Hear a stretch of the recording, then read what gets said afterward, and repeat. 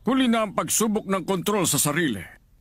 Ipadadala ka namin sa tabing nayon para mamili. Yun ang sunod mong gagawin. Sa tubing na yun? Ibig sabihin sa mundong labas yun?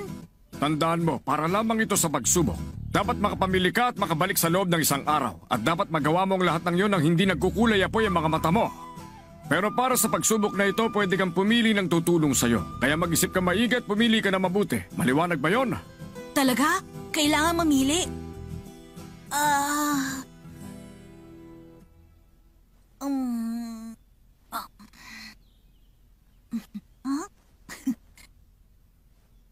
Si Pyro na lang po.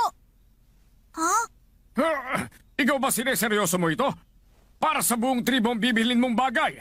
Kailangan malakas ang makakasama mo para mabuhat lahat yon. Kapag si Pyro ang Si isinama... Pyro pa rin po ang pipiliin ko makasama.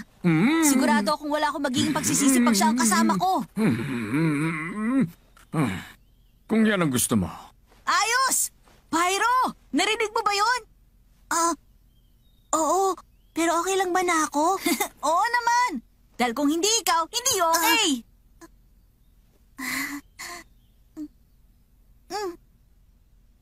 Kung ganon, ipapatak ko na ang gamot na ito sa mga mata mo. Ano, handa ka na ba?